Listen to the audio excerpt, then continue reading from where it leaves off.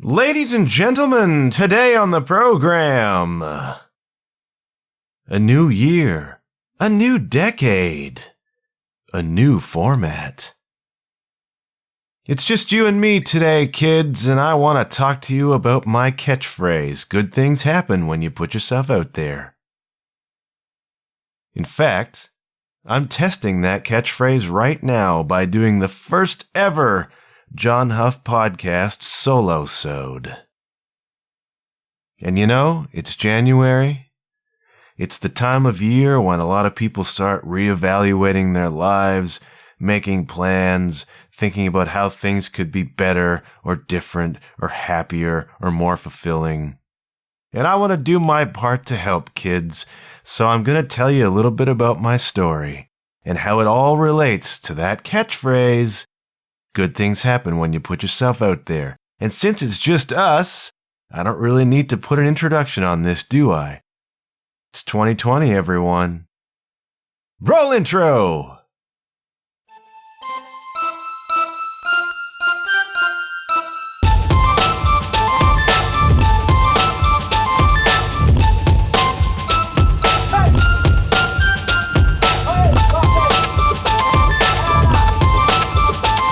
Hello, you're listening to the John Huff Podcast.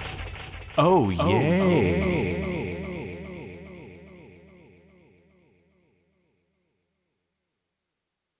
March 25th, 2019. Your humble host is scrolling through his Instagram feed, and he's reminded via notification that the band Bahamas is due to play the London Music Hall. And with Bahamas will be the drummer Jason Tate. Certainly one of my favorite drummers, a top 3 probably drummer on my list, and definitely the most influential drummer in terms of my playing. And I've been following Jason Tate since he was in the Weaker Thans. This is mid-90s, Canada's indie rock darlings, and I've always loved his playing. Now, what's interesting is that at the time of this notification, I'm in the process of launching the John Huff Podcast. We're not live yet, and we won't be for a month. But I've already begun interviewing people, and I've begun building this concept, and I've got the gear, and I'm figuring out how to use it. And when I see the notification, I'm reminded that Bahamas is coming. There's a thought in the back of my head that says, hey man, why don't you try to get Jason Tate for the podcast? And I was reluctant to do it, but if you follow Mel Robbins, she's got the 5-second rule. And the 5-second rule says, whenever you have a thought or an impulse, count to 5 and do it. You got 5 seconds before you talk yourself out of doing it. So in that moment, I found Jason on Instagram, who I follow, of course, and I sent him a message. And the message said, hey, it's me. I'm putting together this podcast. I see that you're going to be in town tomorrow, March 26th. I know it's a long shot, but are you interested in being on my show? And I put that out there and I left it, expecting no response. So you can imagine my surprise, gentle listener, when in very short order I received a response from Jason Tate, and it said, basically, hey man, sounds fun, meet me here, at this time. And so it came to pass that on March 26, 2019, your humble host trundled down to the London Music Hall and pulled up into the parking lot at the appointed time. There was a bus parked out front, and out front of the bus was a guy with a hockey stick and one of those orange balls, might have been a tennis ball, doing his stick handling, running around like a maniac by himself, and it was Jason Tate. And I strolled up to him, and I made some sort of joke about him being out there playing hockey, and he laughed, and I laughed, and we shook hands, And we walked into the London Music Hall, and we walked through past the main stage area and back all the way up the stairs towards Rum Runners, which is a smaller venue within the venue. And I spent the next hour one-on-one with one of my favorite drummers in the world, Jason Tate. Why am I telling you this story? Especially if you've listened to episode 4 of this podcast, which was the Jason Tate episode. You know all of this. So why am I telling you now? I'm telling you now because it's January 2nd and it is New Year, New Me time. And my message to you is, and has always been, good things happen when you put yourself out there. Me putting myself out there in the sense of sending Jason Tate a message is, just the most recent in a long, long, long line of putting myself out there that led to that moment. And it's a hook, and it's a teaser, and it's an illustration of what I mean when I say good things happen when you put yourself out there. Now, we gotta go back in time, okay? Because I want to trace a lineage here. I want to give you a pattern. I want you to understand a little bit about my story and why this is so important to me. Now we're going all the way back to 2012. At the time, my life looked a lot different than it does now. I was mostly a writer. I was a struggling writer at the very ragged end of my identity as a fiction writer.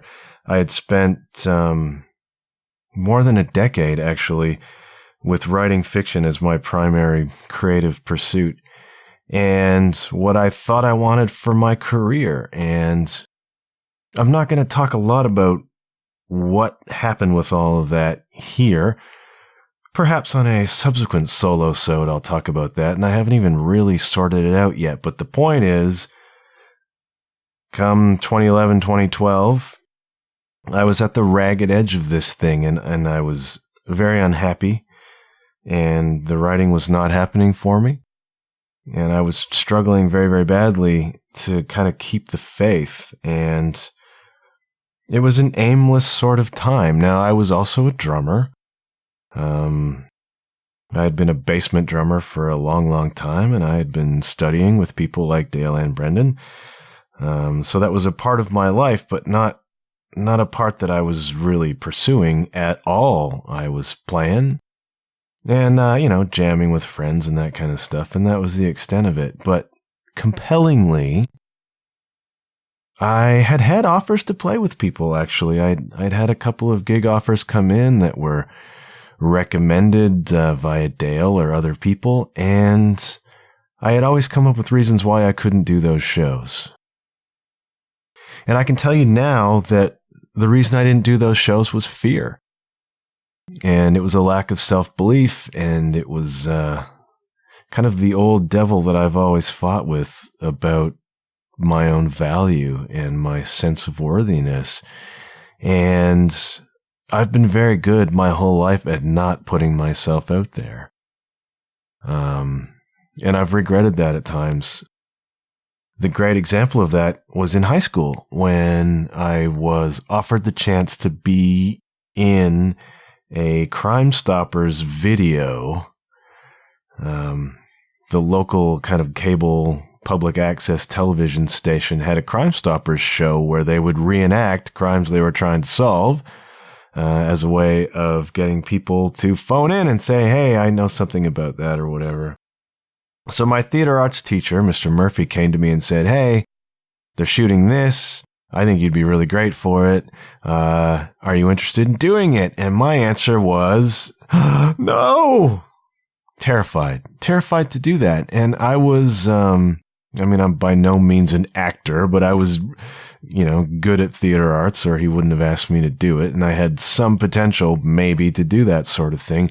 But my immediate response to that was no. It was fear. It was alarm bells going off. It's like, I can't do that. I can't do that. And I've lived my whole life with, I can't do that. And so it was with drumming. I reached this point where people were asking me to play and I just wouldn't do it. I would not put myself out there. But at the same time, I was 100% focused on this identity I had and this vision I had of me being a fiction writer. And I knocked out some novels and I did a lot of hard work over a 10 or 12 year period trying to make that happen. But it kind of fell apart on me. And as I said, someday maybe I'll talk about that. It doesn't really matter. What matters is that by 2011, this dream of mine was pretty much dead. I had destroyed myself creatively. I was depressed because of it. I could not write my way out of that funk. And I was pretty lost. And what happens to a lot of people when they reach a point of a sort of rock bottom, it was a creative rock bottom. Any sort of rock bottom is they tend to give themselves over. Either they wallow in a depression or they let it go and they give it over to whatever sort of higher power or belief system that they might have or whatever. I didn't really have one, but I had to let that go. And so my wife and I were on a vacation. We were in Jamaica. We were at a wonderful resort. And I was up in the martini bar one night, wrestling with all this. This was my pattern. We would go to places like that, is that I would go frolic in the ocean and I would float there and I would wait for some epiphany to come. I'd wait for some, all of a sudden, inspiration. It's like, oh man, this is the book I'm supposed to be writing. And it would come to me in this wonderful little package and boom, my dream would be back on. And that was not happening. But I was up in the martini bar, and I was watching this house band play in the area below us. It was like a balcony situation, right? This huge buffet space with a stage on it. And these dudes were just down there playing covers, as they did every night after dinner, and people were dancing and whatever. And it was all the covers that every cover band plays, but these guys were doing it, and they were killing it, and they were having a ball. And I was watching this with a lot of interest. Now, let me say this. Yes, I was in Jamaica. No, I was not under any sort of influence, if you catch my drift, which is really like, as a side note, if you ever go to Jamaica, it's unbelievable because everybody on that beach is selling weed. Everybody. The parasail guys, the guy with the conch shells, the cigar guys, the umbrella lady. It's all a front for weed. As I said, that's an aside, but I was not under any sort of Jamaican influence at the time. I was just a dude after dinner watching this house band play music, and they were having a wonderful time. And as I'm watching this, I heard a voice. Now, the voice was not audible. I'm not going to come out and say that there was some sort of divinity happening. Maybe there was, but it was not audible. But the intuition said, you need to start playing music now. Whoosh. It makes me kind of tingle right now, but it was right there in my brain. You need to start playing music now. And I was out there in the ocean, bobbling around waiting for an epiphany, but it didn't come until I was not looking for it, just sitting there watching a band, and they said, you need to play music now. Now remember, I had been avoiding this, okay? I'm not good enough. I don't have what it takes. I don't know anything about this. It had been years since I had played in front of an audience, okay? This was out of my element stuff, and it was really bloody intimidating, I have to tell you that. And I know will probably seem strange to people who have come to know me in the past few years when I'm playing 100 gigs a year, and it's like my life now. At the time, it was an extraordinarily intimidating and imposing proposition. But I was also a desperate man, and I was at the end of my tether, and I didn't know what to do with myself. And so I accepted this guidance, okay? And we got home from Jamaica, and I went on the Band Mix website, and I posted up a profile, okay? I put myself out there, which was really scary for me to do. And long story short, I connected with somebody called Tyler Turek, and via Tyler Turek, I connected with somebody called Michael Del Vecchio, and those dudes came over to my house in the early part of 2012, and you fast forward a few months, we had a name, and the name was Hiroshima Hearts. And that was the first band that I was in when I made what is a return to music after almost 2-decade hiatus, okay? Now, just jamming with those guys was scary for me because my self-concept was so poor. But we started to play together and I realized that I was fitting in and that we were gelling really, really well. And we were starting to write songs and they were actually good and I was enjoying this. And it brings a whole new energy into your life when you start doing things that you enjoy, especially things that intimidate you, but you begin to get a handle on those things. And so I began to feel this momentum. And then, it came time, probably 8 or 9 months later, when somebody popped up and said, "Hey, we got an offer for a gig." And the fear that came into my life again at that moment was almost paralyzing. But again, I had committed to this and okay, we have to do it. So we had a gig set for January of 2013. Our singer at the time, Megan, was on board with us. And I spent the next 2 months freaking out about going to play this little tiny gig in the basement of London Music Club for probably, 30 or 40 people who bought tickets who were friends of ours. I was terrified. I'm giving away all my secrets. I'm giving away my confessions here, but hey, that's just good broadcasting. I was terrified to play this gig, kids. As I said, I hadn't played in front of an audience for years, and I had substantial doubts that I still have about my ability to play. But we ramped up to this gig, and I showed up at the venue shaking, and, the opening act went on or whatever, and then it was our turn, and we went up, and man, there was magic in that moment. The very first Hiroshima Hearts gig. And as soon as I sat down at the drum kit, all of that fear vanished, right? Now, I've written before on my blog that the things you want are on the other side of your fear. What they require of you is to push through that fear, right? So I pushed through that fear and I played that show and I loved it, okay? From that moment, from the second I walked off of that stage, technically from the second I walked onto that stage, my stage fright was gone. And I was like, oh yeah, I remember now. This is fun. Oh, remember that part, man? You spent 20 years denying this and becoming frightened of it. You forgot that it's fun to play. And so everything opened up from that moment on, okay? 2012, Hearts played 6 or 7 gigs, mostly at the Grad Club at Western or here or there. Small rooms, small places, small crowds, but we began to really get a concept together, and that evolved over time. And then Jen Marino eventually joined the band, and we developed this sound that was really ours. And along the way, over the next 2-3 years, we went in the studio and recorded. We did 3 EPs. And a video we did, and we began to play more shows. And all of a sudden, I'm having all of these experiences, right? That I never, ever would have had if I had not put myself out there and put up an ad on Bandmix. Some simple gesture like that, but it was an act of courage. And what did I say about what's on the other side of your fear? So I did that. I'm having all of these experiences and I'm meeting all of these people, right?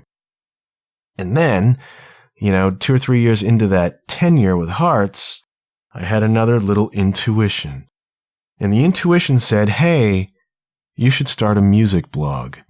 Because at the time, there was the London Indie Underground radio show that was on campus radio, was spinning local music, and that's cool. But there was almost a 100% gap in terms of covering local music. Now, I have these skills. I'm a writer. I've been a full-time corporate freelance writer since 2006 and was employed in public relations previous to that. So I have a long history of writing. That's what I do. And so, okay, I took that intuition and I put myself out there again as a blogger on the London Groove Machine blog, which I created from the ground up. And I started, and I interviewed two people from Red Amber Green, which were a great sort of pop punk band in the city. And I interviewed High School Sweetheart, who became one of my very, very favorite bands in the city. And I remember High School Sweetheart because this is going to connect to something later, all right? So I started the Groove Machine blog, and I started doing the things, and I met a bunch of people in the scene that way, and started making connections for the band that way too with people. And then I branched out. I thought, okay, I'm interviewing local people, and that's cool, and I'm playing local music, but maybe we can take this a step further. So I reached out to M. Greiner. Now, if you're in the local scene, if you're in Canadian music, you know who M. Greiner is. She was a major label artist. She had hits on the radio, and she's still a pretty iconic Canadian musician, and she's from this area. So I interviewed M for the Groove Machine blog, which is great. And then I was like, who else could I get? Who else could I get? And I began to think, well, this is a way to promote local shows. If there are bands touring through this city, maybe they want to, have their show pushed on the local kind of media. So I began to reach out to people who are coming to town. And suddenly I find myself on the phone with Tom Kiefer of the band Cinderella. I grew up listening to Cinderella. They're one of my high school bands, and they were massive, a platinum-selling rock band. Tom Kiefer was doing his solo thing. He was here to play Rock the Park. So I'm on the phone for half an hour with Tom freaking Kiefer, right? And then later, through a publicist, I interviewed Jeff LaBar, who was the other guitar player in Cinderella. So I've done half of Cinderella. Fred Curry and Eric Brittingham, if you're listening, let's finish this. And then I found myself on the phone with Gordie Johnson of Big Sugar and Simon Ward of the Strumbellas. And this guy and that guy and this girl and that girl. My now good friend Sarah McDougall, who is a wonderful Canadian singer-songwriter. I met via the London Groove Machine blog because I interviewed her. And now we're pals, and she was an early episode of this podcast as well. And glory of glories, I found myself on the phone with Doug Pinnick of King's X. And King's X is my favorite band and has been my favorite band since about 1989. And here I am interviewing Doug Pinnick. I got his personal cell phone number. He's sending me via email his new album that he's working on that hasn't been released anywhere. I've got it in my inbox. I'm talking to Doug, and I interviewed a whack of people who were heroes of mine, And why did that happen? It happened because I put myself out there. I put myself out there to play music. I put myself out there to join hearts. I put myself out there to start a music blog, and all of a sudden I'm talking to my heroes. Folks, good things happen when you put yourself out there. More interesting stuff. Now, we talked about High School Sweetheart. And one of the primary songwriters of that band is the wonderful Anne Monez, who is a dear friend of mine and who is one of the most talented people I've ever met and is a person that I made a record with in 2017 when I was the founding drummer in Nimue. And Anne and I started that band together. Why? Because I knew Anne from having done the Groove Machine blog, right? And when we decided to do this project, we had just played a show together. She was opening for Carly Thomas. Carly, who I was playing with at the time. In fact, we had just arrived home that day from a 6-week tour out west. We took the Via Rail. We were the artist on board. We played our way all the way across the country on the train, jumped off and did something like 22 shows around Alberta and British Columbia, jumped back on, played our way back across the country. We saw the mountains. We saw the ocean. We went to Vancouver Island. We played our way through everywhere. A wonderful experience that I'm so glad that I've been able to have, right? And how did I meet Carly Thomas? I interviewed her for the London Groove Machine blog. And at the end of that interview, I said to her, I know you've got a drummer and stuff, but if you're ever looking for anybody, I would love to play with you. And I would have loved to play with her because she's a great songwriter and she plays the kind of folky rock indie vibe that I play best, you know. I mean, my dream gig is Sarah Harmer. And Sarah, I know you're listening, and I know you're about to go on tour, and man, if you're stuck, I'm your guy. Call me up. Carly's very similar to Sarah, and I was so jazzed. I was like, this is really cool to meet this girl and to interview her, and then just throw that out there. I would love to play with you sometime. She said, funny you should say that. I need somebody. And I spent the next probably 2 years as Carly's main guy, and we played shows all over Ontario and all over London and out west and back, and we had this, you know, great experience playing together. And I sort of bounced in and out of Carly's musical life since then, but I played main stage at Home County Folk Festival with her in front of, I don't know, 2,000-3,000 people. It's a wonderful experience. Played Grand Bend on the beach with her. We played some really, really cool shows, and we had a really good thing going together. And that's 100% direct off of me having met her via the London Groove Machine blog. Now, some of you will be interested to know that I met somebody else via the London Groove Machine blog, and that was Sarah Smith. I also interviewed Sarah for the London Groove Machine blog, okay? Now, I don't know, if you're new to the show, maybe you don't understand my connection, but we'll get to what Sarah has meant for me over the past few years. So I met Sarah, and I also met my good friend, now my very, very good friend, Ken the Zen Ross, because I went to rehearse with Carly, who I met via the Groove Machine blog, and Ken was her bass player at the time. So that forged that musical connection for me that would come back later because Ken, whose primary gig is being Sarah's bass player, was recommending me to Sarah, you know, if and when the time came that she needed somebody. All of that comes from the Groove Machine, okay?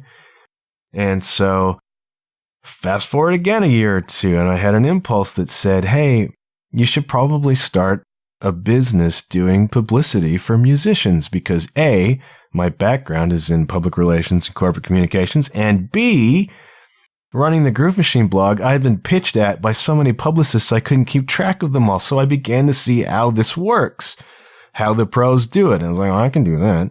So I started doing that, and funny thing, the first client that I picked up was Sarah. Okay, so I did not start off playing drums with Sarah, okay? I started off working for Sarah for, I don't know, a year or more, just doing publicity for her. So getting her interviews, getting her reviews. I was booking shows for her. And, you know, several other local acts came into the stable, people like the Marrieds and the Cedar Sisters and the Tracks at the time, Pat Maloney. And if you're a London listener, you know who these people are, and that's really cool. And I had for a little while this kind of fun business going where I was doing publicity for these bands, including Sarah. And what happened was over time, Sarah has a list of players. I began to move my way up that list as a drummer by virtue of having worked with her and built a relationship, and my connections with Ken Zen, because I was also playing with Ken eventually in his side project, the Ken Zen Band, now the Three. And so eventually it happened that Sarah needed somebody, and it was my turn to get the call. And we went up to Owen Sound, where I'm from, curiously enough, and we played a house show, and that was my first gig with Sarah, and that was 2017, okay? And you think that's maybe the end of it, and then, you know, maybe there was another thing that came along, or another thing that came along. And then one day, I get a message from Sarah, and it says, hey, have you got a passport? I'm like, yeah, I got a passport. I figured maybe Sarah was going to jump into the States and do a few shows or whatever. I was going to crow across the border with her or whatever. What came back to me was, okay, you've got a passport. Do you want to go to Europe for a month and play some shows? Do I? I'm like, what? This is 2017. I've been back in the game for 5 years, okay? Starting in the basement and in the basement of the grad club at Western. Now I've got an offer on the table from arguably the preeminent local artist in the scene, offering to go to Europe with her on tour. Wow! Who saw that coming?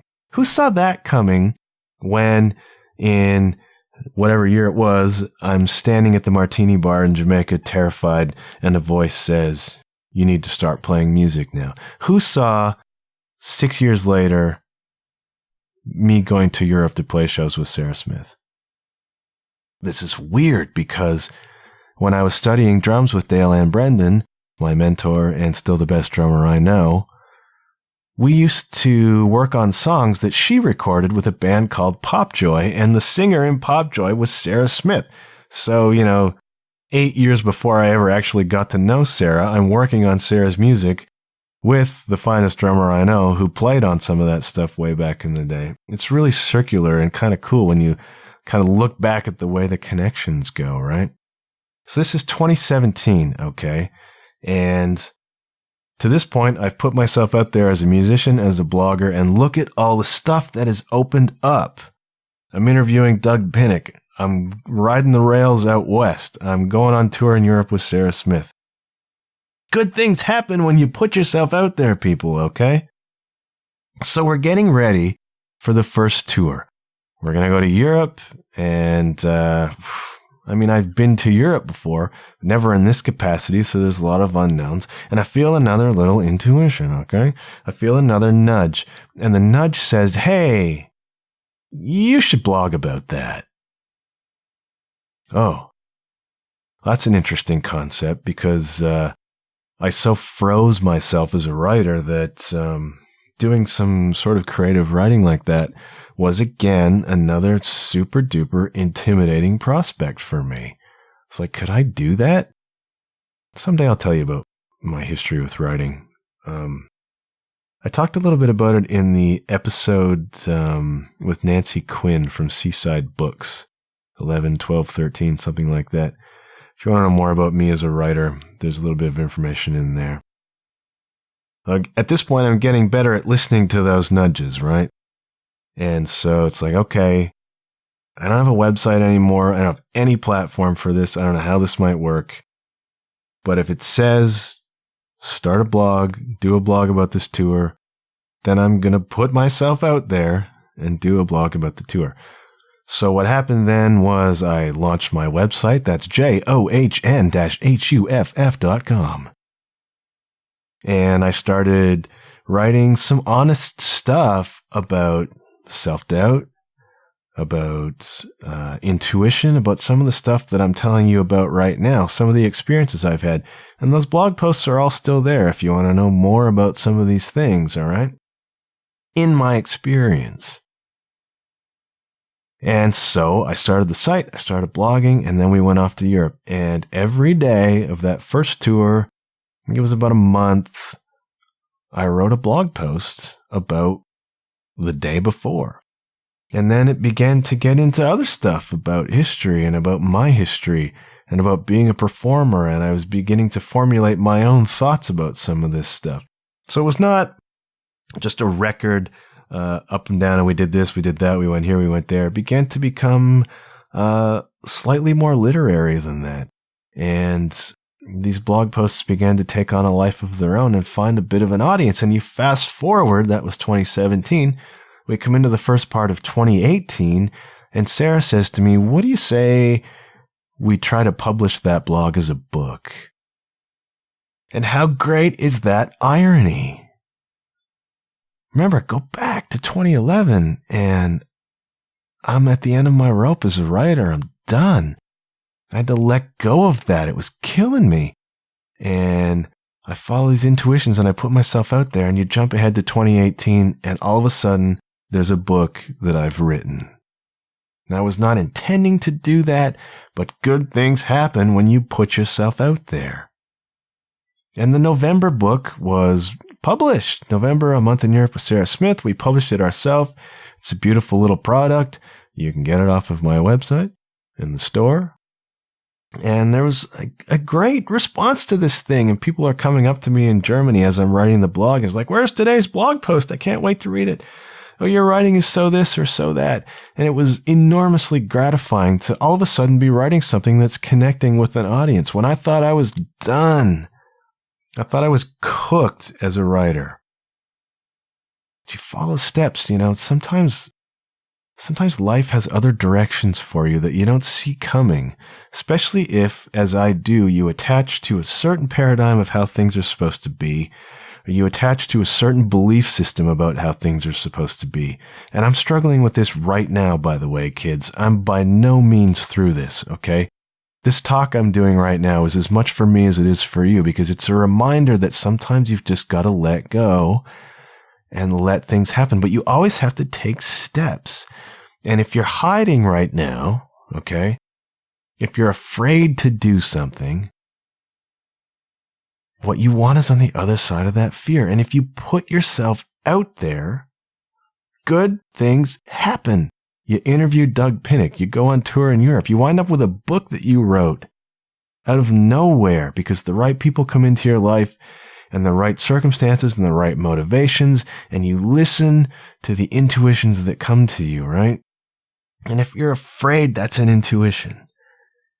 Either you're afraid to be noticed, you're afraid to be successful because maybe that changes your life in some way, and we don't do change well.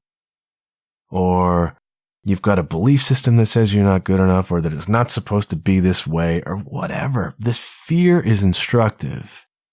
It means it matters to you, okay?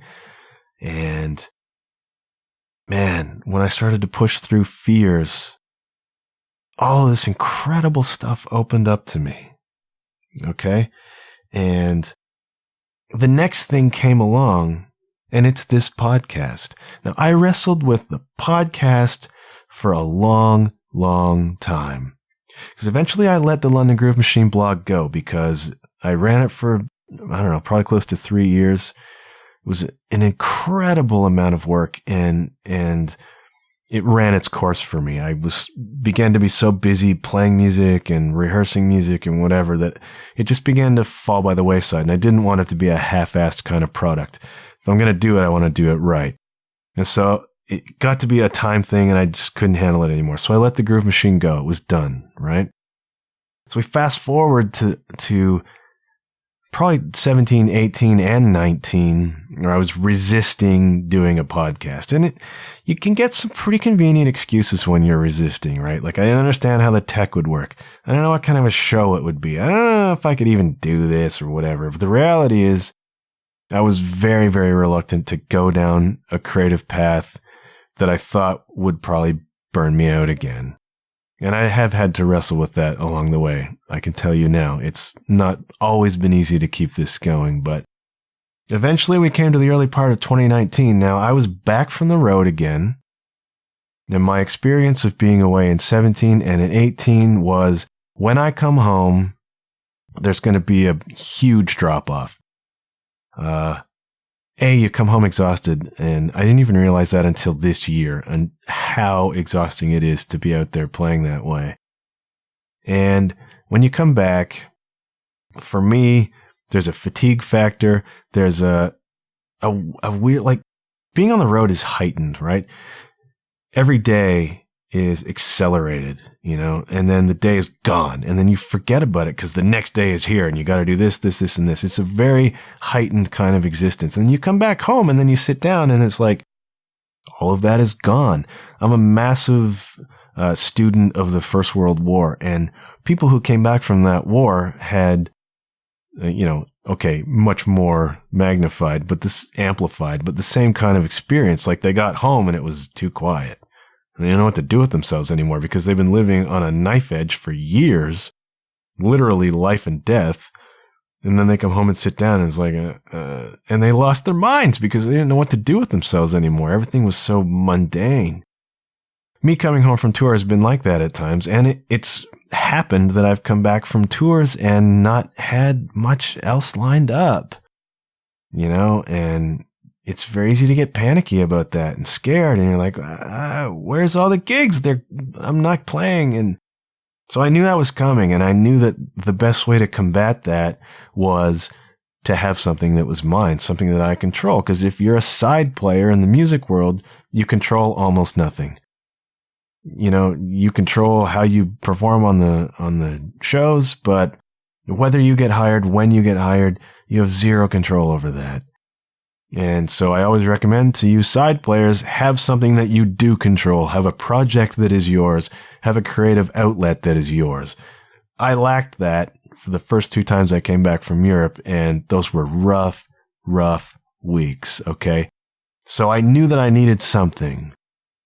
And again, this was in the back of my mind. Start a podcast. I don't know how to do a podcast. Doesn't matter. Figure it out. You figured out Groove Machine. You figured out Power Trio Media, the publicity company you had. You figured out how to make it in a band, for crying out loud.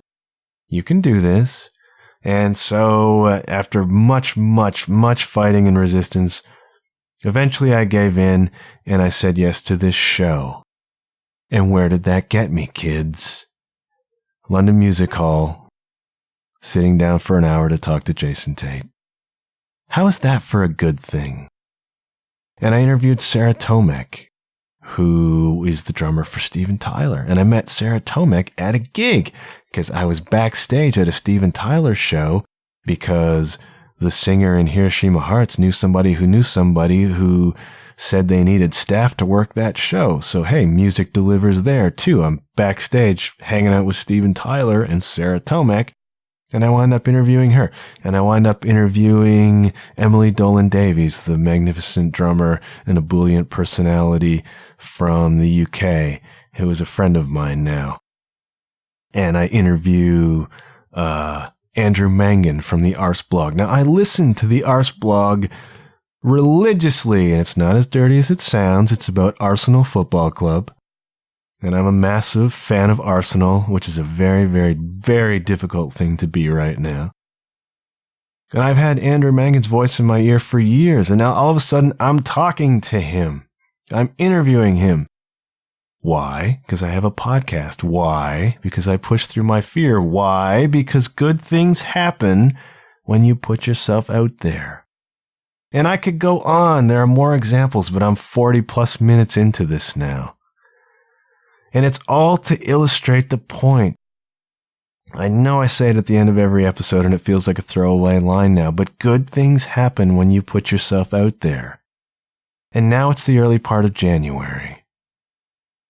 And people make New Year's resolutions and you might think that's BS. And maybe it is, man, because, well, whatever. It is what it is. It doesn't matter. What matters is, how are you going to put yourself out there in 2020? You have the opportunity right now to start something or to end something.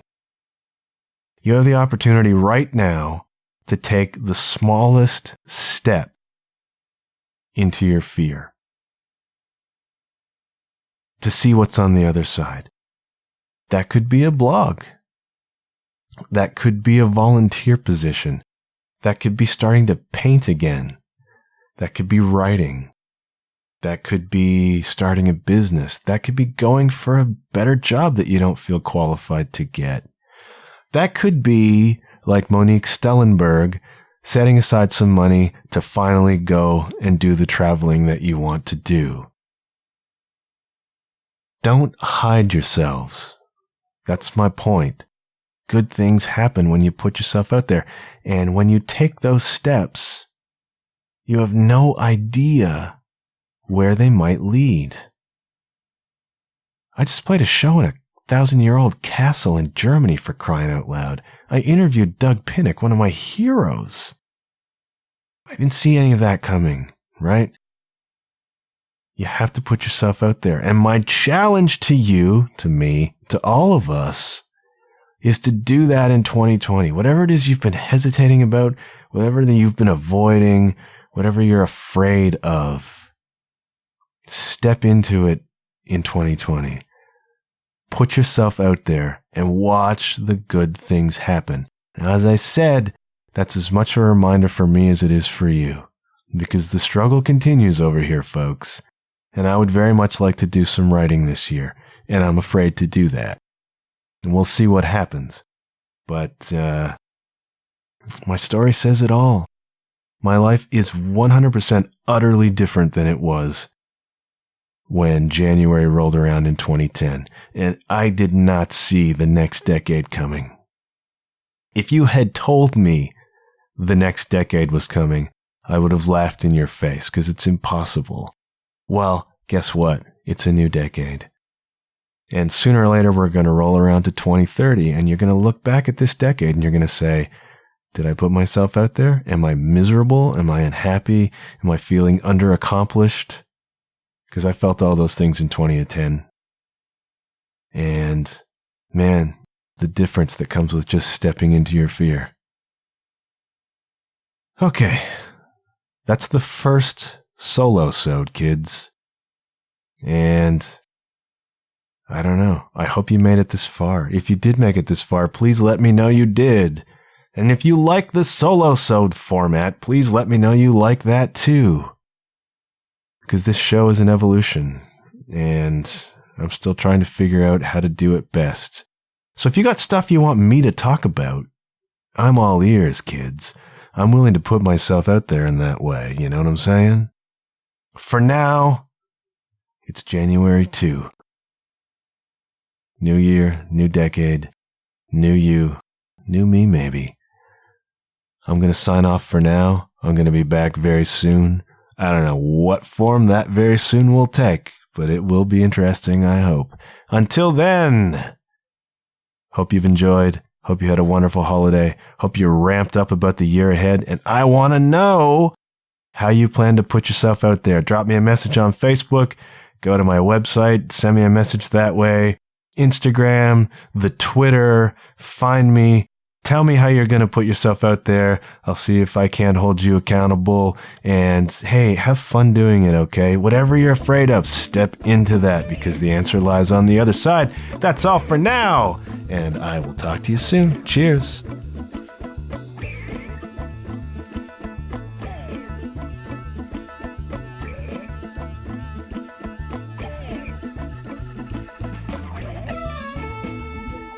Thank you once again, gentle listener, for taking in the very first Solosode. I hope you enjoyed it.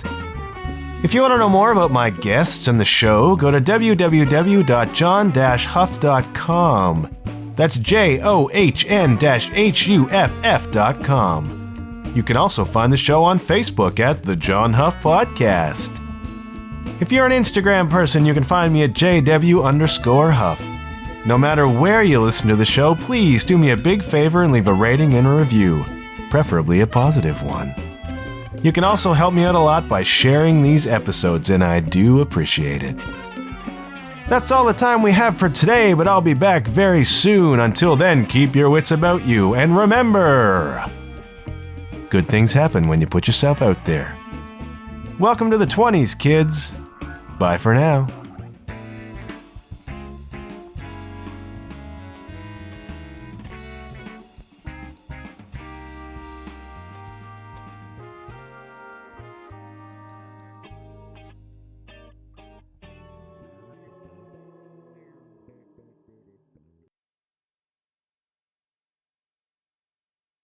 I'm drinking apple cider vinegar mixed with boiling water for my health. New year, new me can taste awful, kids.